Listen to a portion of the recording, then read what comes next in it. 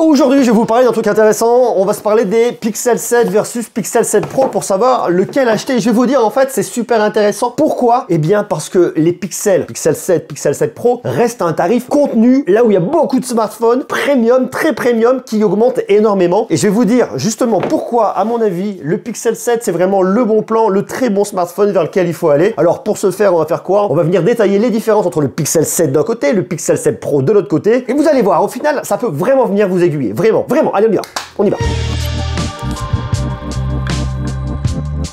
Première chose à venir voir ici lorsqu'on parle de ces smartphones, on va commencer par parler un petit peu du prix. Le Pixel 7 d'un côté et on a le Pixel 7 Pro de l'autre côté. Le Pixel 7, il est sorti au tarif de 649 €. 649 €. C'est-à-dire que on est dans un smartphone premium, haut de gamme, mais un tarif qui reste quand même malgré tout contenu. C'est beaucoup d'argent. 149 €, on est d'accord. Mais par rapport à ce qui augmente à droite à gauche, on voit que ça reste très contenu, c'est super intéressant. Et pour 250 € de plus, vous avez le modèle professionnel qui lui est à 899 €. Et je vous dis bien, c'est plus 250 €. C'est juste énorme. Il y a donc une très grosse différence. Et pour autant, et c'est là où c'est super intéressant, le Pixel 7 Pro, il reste à un tarif qui est hyper maîtrisé par rapport à un Samsung Galaxy S22 Ultra, par rapport à un iPhone 14 Pro, parce qu'on se parle effectivement du modèle professionnel qui est largement au-dessus des 1000 €. Donc là, on est quand même à un petit peu moins de 900 balles. Et si vous voulez son petit frère, on est à 650 €. Donc il y a quand même un delta qui est énorme de 250 balles. Et c'est pourquoi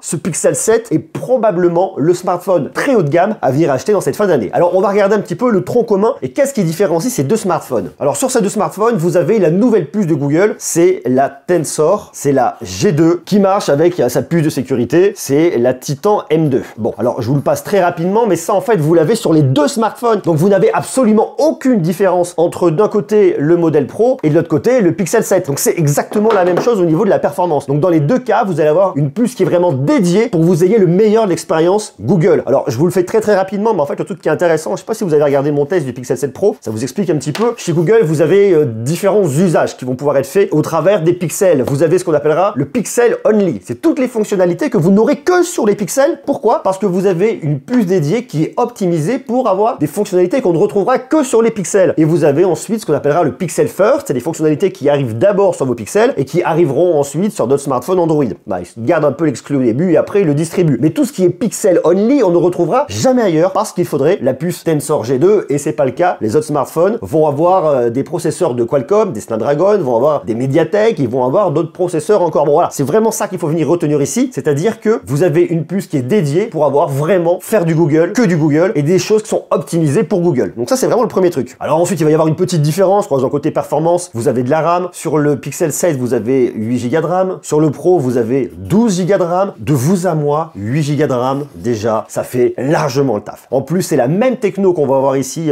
sur un smartphone et sur l'autre. C'est la techno de RAM, c'est de la LPDDR5. Donc, c'est exactement la même chose. En stockage, vous avez quasiment la même chose également. 128, 256 et 512 pour le modèle professionnel. C'est la même techno de l'UFS 3.1. Donc, on a un truc qui marche très bien. Et puis, de toute façon, chez Google, on met quasiment tout dans le cloud. Beaucoup. Donc, même si vous allez avoir des photos ici sur vos smartphones, il n'y a pas vraiment de différence. Donc, en termes de performance, vous aurez la même chose d'un côté et de l'autre. Alors, il y a une petite différence du côté de la batterie. Côté batterie, on va être sur du 4355 mAh sur le Pixel 7 et sur le modèle Pro, on est sur un 5000 mAh. Donc effectivement, on va se dire qu'ici, on aura un peu plus sous le capot. Après, il y a un autre truc qu'il faut venir connaître ici et qui met aussi ça un petit peu en perspective, c'est la taille de la dalle, forcément au niveau de votre écran. Puisque sur votre Pixel 7, vous avez un écran de 6,3 pouces et sur le modèle professionnel, vous avez du 6,7 pouces. Donc l'écran sera un peu plus grand, consommera un peu plus. Bon, après, ça peut expliquer aussi cette différence au niveau de la batterie. Mais il y a un autre truc qui est très intéressant, c'est que sur le Pixel 7, vous êtes sur une résolution en Full HD+. Là, vous arrivez jusqu'en Quad HD+, sur le Pixel 7 Pro. Très honnêtement, sur le Pixel 7 Pro, vous n'avez pas besoin de vous mettre en Quad HD+. Ça va venir consommer davantage, donc on va aller de toute façon sur du Full HD+. Oui, il n'y a pas d'intérêt. Vous mettez pas là-dessus, vous mettez ici sur du Full HD, vous allez venir économiser la batterie de votre smartphone sur votre modèle professionnel. Donc de toute façon, c'est pas la très grosse différence. La vraie grosse différence qu'on va avoir ici, c'est que sur le modèle Pro, vous avez une dalle LTPO qui vous permet permettra d'avoir un taux de rafraîchissement variable qui va aller jusqu'à 120 Hz. Donc c'est de façon totalement automatique. Alors que sur le Pixel 7, eh bien vous ne l'avez pas. Vous allez venir choisir votre nombre d'images par seconde et c'est juste ça. Vous venez ici, vous venez dans vos paramètres, vous allez dans votre écran, vous allez sur affichage fluide, vous voyez, et ici vous arrivez uniquement sur du 90 Hz. Donc il y a une petite différence, mais une fois de plus, vu le positionnement du smartphone, vu ce qu'il fait, on se parle bien d'un smartphone à 649 €, ça me dérange pas énormément parce que vous avez ce tronc commun qui est le même entre le Pixel 7 et le Pixel 7 Pro. Donc ça c'est pas très problématique pour moi. Dans les deux cas, on a une dalle OLED, ça c'est quand même vachement bien. Donc vous allez profiter d'un bel écran sur le Pixel 7 et le Pixel 7 Pro, bien évidemment, vous en ferez un petit peu moins et c'est vraiment ce qui va venir justifier cette différence de prix ici. Alors vous allez voir qu'il y a ça, mais il n'y a pas que ça. Et une fois de plus, je mets vraiment le doigt là-dessus parce qu'on se parle bien d'une différence de 250 €. Il y a 250 €, c'est beaucoup d'argent. Les finitions sont exactement les mêmes, on va avoir la même qualité de fabrication d'un produit à l'autre, c'est la même gamme de toute façon. Donc ici, il n'y a pas vraiment de grosse différence. Ce design, que vous l'aimiez comme ça ou comme ça marchera très très bien. Là, la différence, c'est que sur le Pixel 7, vous avez cette couleur là qui est unique et qui est vraiment uniquement pour le Pixel 7. Et sur le Pixel 7 Pro, vous avez cette couleur là unique. Sinon, sur le Pixel 7, vous avez donc cette couleur là qui est très sympa.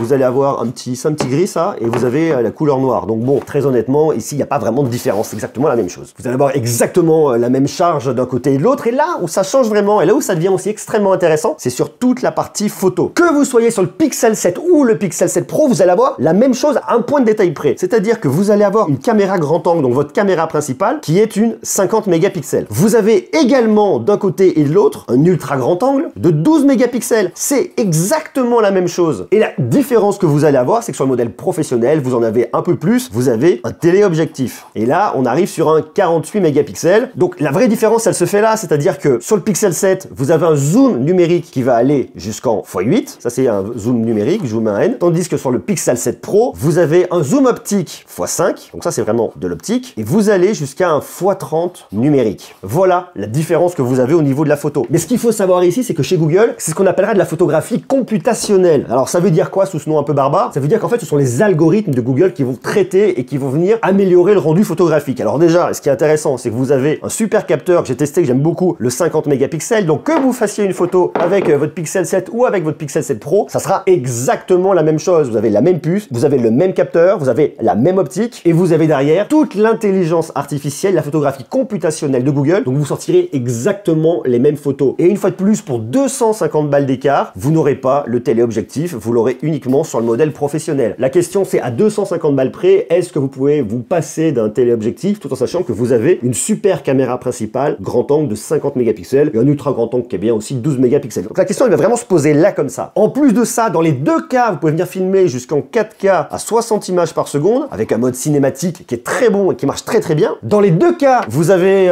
une SIM plus une eSIM. Dans les deux cas, vous avez de l'IP68. Dans les deux cas, vous avez du Wi-Fi 6E. Dans les deux cas, vous avez du NFC. Vous pouvez venir caster. Bref, vous avez ici à 649 € tout ce qu'on attend d'un smartphone très haut de gamme avec quelques petits détails. Et ces quelques petits détails, ils coûtent 250 balles de différence avec le modèle professionnel. Donc si pour vous, le fait de ne pas monter jusqu'à 120 Hz, c'est pas très grave, avec une dalle LTPO, eh bien, c'est pas grave. Je vous dis une fois de plus, le Quad HD, ici, on s'en fout complètement. Le téléobjectif, je sais pas, rapprochez-vous, vous n'avez pas forcément besoin d'un téléobjectif, d'autant plus que déjà le traitement qui est fait ici, avec un zoom numérique, c'est quand même pas mal. Alors vous allez venir faire un zoom x2, le x8, franchement, je vous le recommande pas, mais en x2 déjà, vous pouvez commencer à venir chercher des choses. Et sinon, vous avez la même performance, vous avez une batterie qui tiendra une bonne journée sans aucun problème. Après, ça dépend une fois de plus de vous et de vos usages. Vous avez du Corning Gorilla Glass Victus d'un côté et de l'autre, donc résistant, des haut-parleurs stéréo, 3 micros pour la réduction de bruit lors de vos appels. Et puis surtout, vous avez un truc que je vous ai pas marqué ici qui est exactement la même chose. Vous avez Android 13. Et ce qui est aussi très intéressant et ce qu'il faut savoir, c'est ce que fait Google ici, c'est-à-dire qu'il pousse ce qu'on appelle des drop features. On se parle pas ici de mise à jour de sécurité, ça vous les avez. Vous aurez toutes les mises à jour d'Android 13, mais surtout, les drop features, c'est quoi? Google développe de nouvelles fonctionnalités régulièrement et tous les 3 mois, il vous pousse des nouvelles fonctionnalités. Ce qui fait que votre smartphone, eh bien, à un instant T, il ne savait pas faire certaines choses et 3 mois après, il saura le faire. Alors, pas tout, hein, mais ça arrive petit à petit. Il y a plein de nouvelles fonctionnalités qui sont arrivées, qui étaient déjà très intéressantes, qu'on avait vu. J'ai déjà fait un live dessus pour vous en parler sur les Pixel 6 et Pixel 6 Pro. C'est exactement le même fonctionnement qu'ils ont ici. Donc en fait, et c'est là où c'est aussi super cool, c'est-à-dire que sur ce smartphone, on se parle bien ici du Pixel 7 et pas du Pixel 7 Pro. Pro. C'est la raison pour laquelle je trouve que c'est vraiment le très bon plan de cette fin d'année. Vous avez le dernier smartphone de Google avec beaucoup de performance, qui est très bon en photo, qui a un écran de bonne qualité, qui n'ira pas aussi loin que le modèle professionnel, mais c'est normal, mais surtout à un tarif 250 € moins cher, 649 €. C'est pourquoi vous avez un smartphone aujourd'hui très haut de gamme à 649 €. Donc si vous voulez un super smartphone qui fera de super photos, très bel écran, plein de fonctionnalités très cool, avec plein de nouvelles fonctionnalités qui arrivent régulièrement, Pixel 7, pour moi, il est très bon. Après, si vous voulez aller plus loin en photo, si vous voulez aller sur 120 Hz, si vous voulez une plus grosse batterie et si vous voulez un téléobjectif, vous prenez 250 € et vous venez les rajouter. Mais aujourd'hui, si vous voulez un très bon smartphone à un tarif plus maîtrisé, Pixel 7. Alors dites-moi ce que vous en pensez dans les commentaires. Est-ce que vous avez acheté le Pixel 7, Pixel 7 Pro? Alors si vous avez déjà un Pixel 6 ou un Pixel 6 Pro, ne le changez pas, gardez-le. Mais si vous avez un smartphone plus ancien, commencez à vous poser la question parce que je vous le dis une fois de plus, c'était la très bonne surprise qu'a fait Google ici, c'est déjà de garder des tarifs maîtrisés sur le modèle Pro et sur le Pixel 7 et surtout d'arriver avec un Pixel 7 à 649 €. D'autant plus que, et il y a un smartphone qui est aussi très intéressant qui est sorti il y a pas longtemps, c'est le Pixel 6a. Et le Pixel 6a, il est vendu chez Google à 459 €. Ça veut dire 200 € de moins que le Pixel 7. Donc en fait, ça vient vraiment vous positionner ce Pixel 7 à un tarif très agressif pour que beaucoup de personnes aillent aujourd'hui chez Google, dans l'univers, dans l'écosystème, avec un Pixel et un Pixel 7. Dites-moi ce que vous en pensez. Moi, je trouve ça très intéressant et très malin et très bien vu de la part de Google. C'est aujourd'hui un des smartphones à venir acheter en cette fin d'année, c'est Pixel 7. Voilà. Dites-moi ce que vous en pensez en bas en commentaire. On se retrouve très bientôt pour continuer à parler de tech. Voilà, je vous embrasse.